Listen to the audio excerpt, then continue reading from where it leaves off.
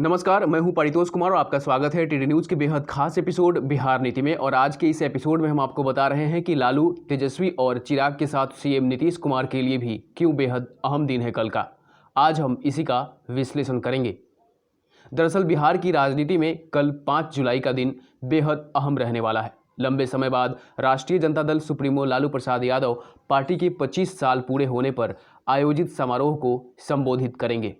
उधर लोक जनशक्ति party LJP के 2 फार होने के बाद चिराग पासवान पिता रामविलास पासवान की जयंती के अवसर पर आशीर्वाद यात्रा के लिए तैयार हैं और उसके माध्यम से जनाधार की पुष्टि करेंगे। 5 जुलाई को आरजेडी अपने 24 साल पूरे होने पर 25वां स्थापना दिवस मना रहा है। माना जा रहा था कि इसमें शिरकत करने के लिए लालू प्रसाद यादव दिल्ली से पटना आएंगे, लेकिन बीमारी को देखते हुए फिलहाल वे दिल्ली में ही रहेंगे।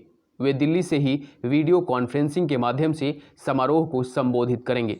आपको बता दें कि चारा घोटाले में लंबे समय तक जेल में रहने के बाद लालू कुछ महीने पहले ही जमानत पर रिहा होकर बाहर आए थे। इसके बाद यह उनका पहला सार्वजनिक संबोधन होगा जिस पर सबों की निगाहें टिकी हैं।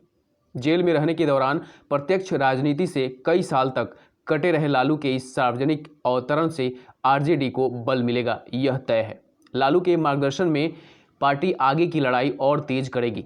पार्टी के नेता श्याम रजक बताते हैं कि 5 जुलाई से आरजेडी देश व बिहार में अराजक माहौल और महंगाई के खिलाफ लड़ाई का आगाज करेगी।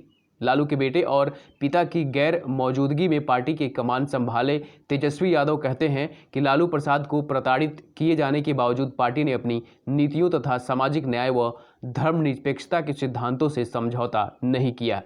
यह जंग आगे भी जारी रहेगी। तेजस्वी यादव की बातों से स्पष्ट है कि आगे कोशिश जारी रहेगी। पार्टी और महागठबंधन को एकजुट करते हुए बिहार की सियासत में और लालू की संजीवनी के साथ और आक्रामक होने की है।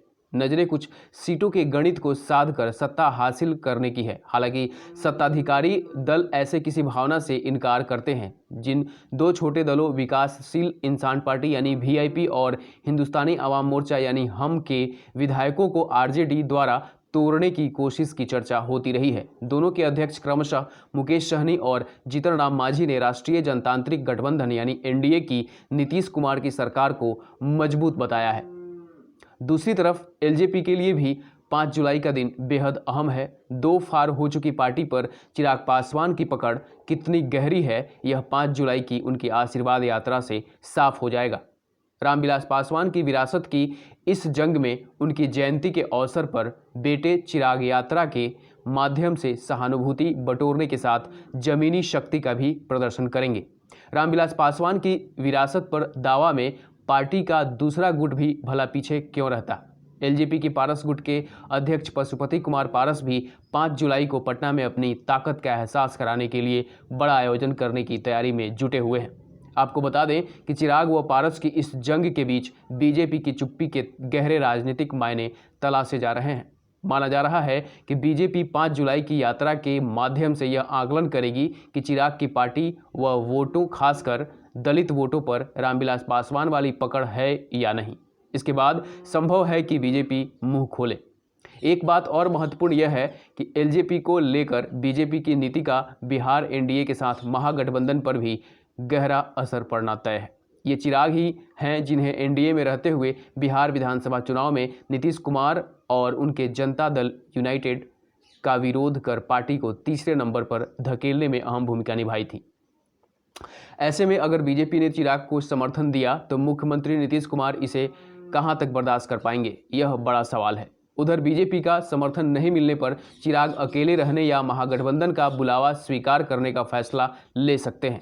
बीजेपी पर रुख साफ होते ही चिराग पासवान भी अपनी भावी रणनीति का खुलासा करेंगे। चिराग को अभी भी प्रधानमंत्री नरेंद्र मोदी से उम्मीद तो है, लेकिन वे पहले यह भविष्य की अपनी रणनीति तय करने के लिए स्वतंत्र होने की बात भी कह चुके हैं।